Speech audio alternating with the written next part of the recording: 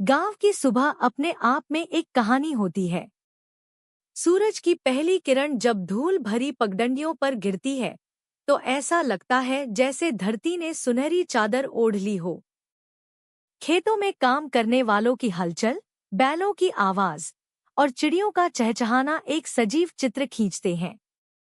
इस शांति के बीच नदी किनारे बहते पानी की मध्यम सरगम सबको अपनी ओर खींचती है। लेकिन हर शांत सुबह के पीछे कई मनों में उठते सवाल और उलझनें होती हैं।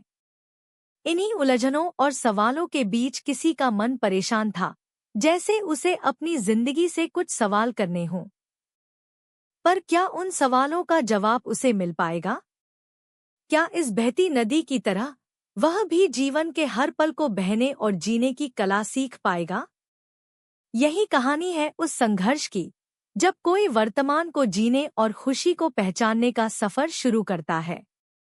तो आइए सुनते हैं। गांव की सुबह हमेशा से शांत और सौम्य होती थी। चिड़ियों की चहचहाहट, बैलों की घंटियों की आवाज और खेतों में काम करते किसानों की हलचल गांव की पहचान थी।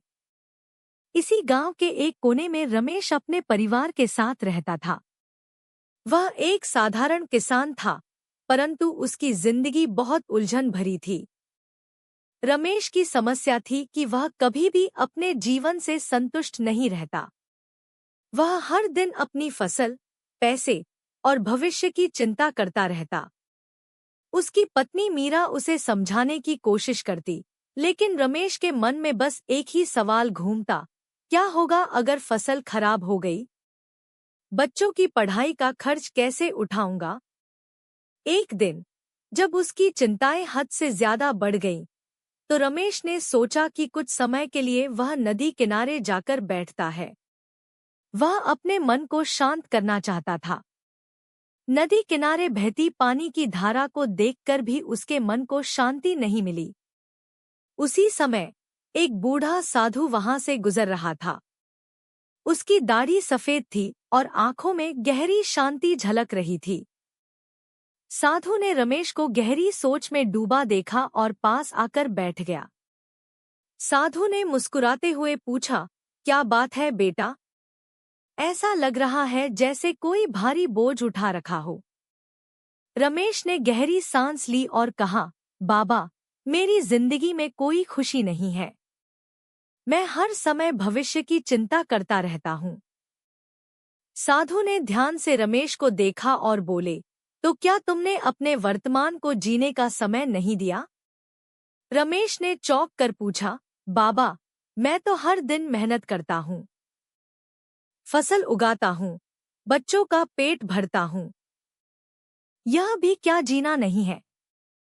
साधु ने कहा, यह जीना है, लेकिन यह सिर्फ जिम्मेदारियों को निभाना है।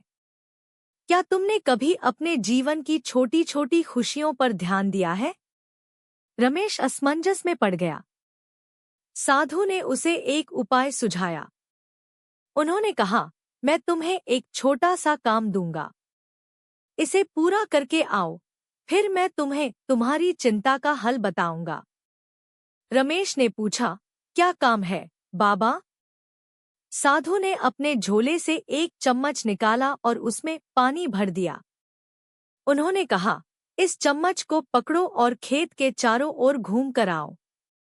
ध्यान रखना, पानी गिरना नहीं चाहिए। रमेश ने चम्मच लिया और चल दिया। वह बहुत ध्यान से चल रहा था। उसकी नजरें चम्मच पर ही टिकी थी। वह धीरे धीरे खेतों के चारों ओर घूमकर वापस साधु के पास पहुंचा। साधु ने मुस्कुराते हुए पूछा, कैसा अनुभव रहा?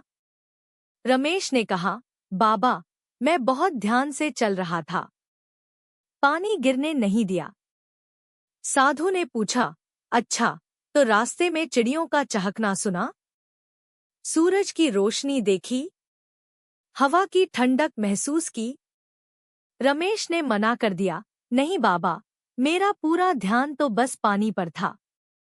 साधु ने गहरी बात कही, यही तुम्हारी समस्या है। तुम अपने जीवन में भी यही करते हो। तुम सिर्फ अपने भविष्य की चिंता में डूबे रहते हो और अपने आज की खुशियों को नजरअंदाज कर देते हो। साधु की यह बात रमेश के दिल में उतर गई। उसने पहली बार महसूस किया कि वह कितनी छोटी छोटी खुशियों को अनदेखा कर रहा था। उसकी पत्नी मीरा रोज उसके लिए खाना बनाकर इंतजार करती थी। बच्चे रोज शाम को उसके साथ खेलने का सपना देखते थे, लेकिन वह इन सब को नजरअंदाज कर देता था। उस दिन के बाद रमेश ने अपने जीवन का नजरिया बदल दिया। वह हर दिन अपने परिवार के साथ समय बिताने लगा। वह खेतों में काम करते समय पक्षियों का चहचहाना सुनता, हवा में बहती खुशबू को महसूस करता। कभी बच्चों के साथ पतंग उड़ाता, तो कभी पत्नी के साथ पेड़ों के नीचे बैठकर बातें करता। साधु ने जाते समय कहा था, खुश रहना है तो हर पल को जीना सीखो।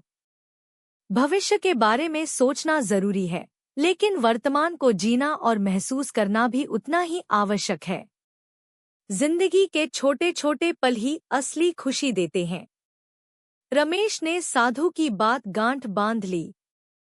उसके जीवन में अब शांति थी और उसके चेहरे पर हमेशा मुस्कान रहती। दोस्तों, इस कहानी से हमें यह सीख मिलती है कि जो कुछ भी आपके पास है, उसकी कदर करें और हर दिन का शुक्रिया अदा करें।